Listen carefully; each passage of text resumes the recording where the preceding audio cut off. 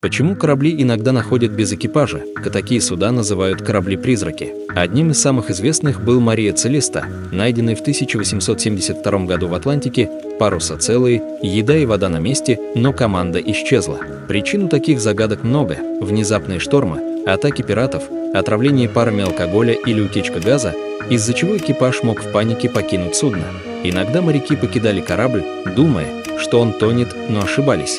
Есть мистические версии: морские чудовища, инопланетяне, проклятые воды. Однако чаще всего разгадка в человеческом страхе и ошибках. Но факт остается фактом: океан хранит тайны, которые пугают даже самых опытных моряков.